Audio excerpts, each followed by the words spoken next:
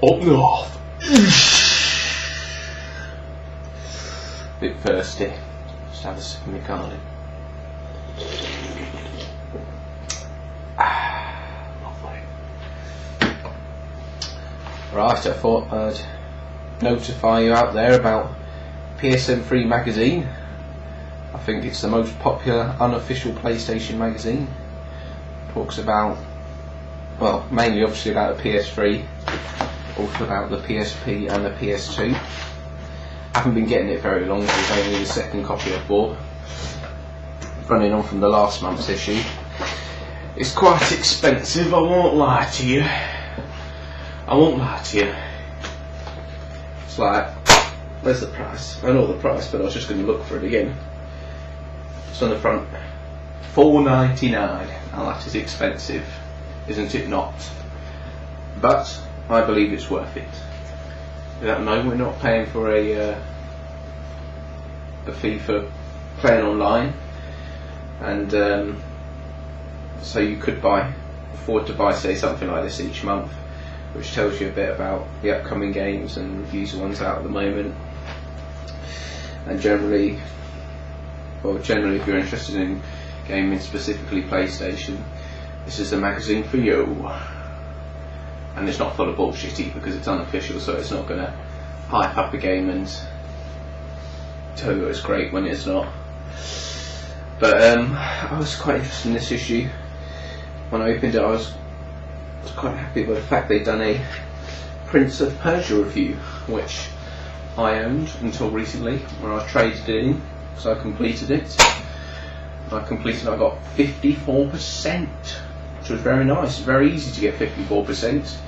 Whereas other games I've completed, it's only comes to like 20% completed, which ain't good. It doesn't look very good, makes you look lazy. So I like it when it's 54%, and it didn't take me very long to get there. Anyway, what have they said about it? Verdict, ps3 verdict.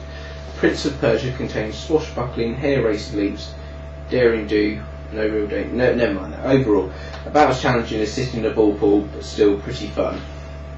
I've always loved ball pools, and I did find it pretty challenging. I once drowned in one. Nearly drowned in one, because I wouldn't be here. But they gave it 68 out of 100, which I thought was a bit harsh, to be honest. Very harsh.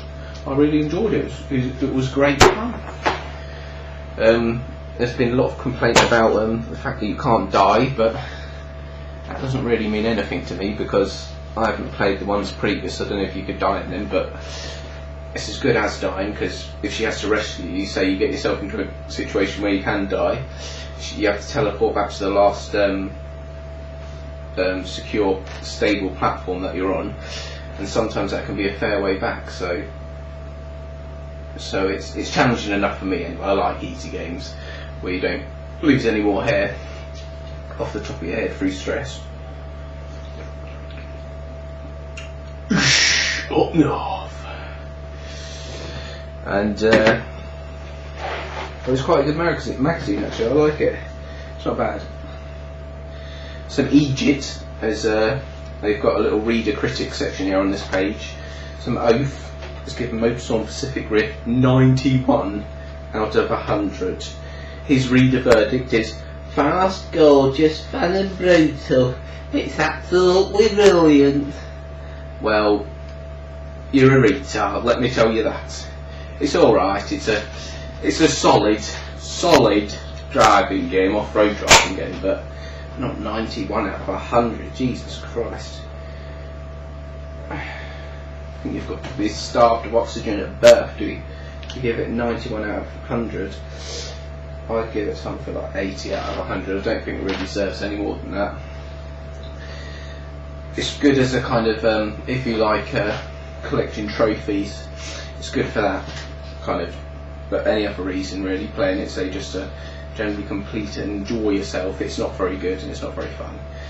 I mean, it's good graphics, you know, there's a good amount of maps, good amount of vehicles, but it's not really, it's definitely not 91 out of 100, definitely not. I don't know what they've given it in here. I think they've given it, they're more agreed with me, the actual magazine review, rather than this Egypt that's written in. But I've still actually got MotorStorm Pacific Rift. I had to pay 35 quid for the bastard thing.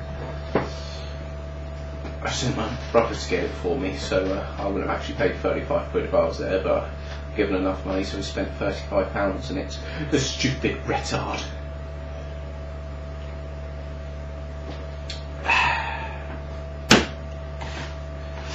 But yeah, good magazine. You know what I mean? It don't get no better. You don't. Simple as. What's it got on the back? Something about Resident Evil. Yeah, new Resident Evil game's coming out soon, isn't it? Yeah. Wouldn't mind having a go at that, buying that.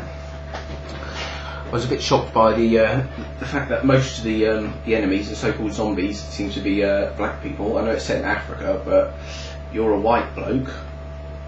And they don't even look that zombie-like. They look like they've just got a bad case of flu or something. So you're just killing loads of black people with a bad case of the flu, and you're white. I'm not the most overly PC person, but you know, woohoo! It's a bit risque to say the least.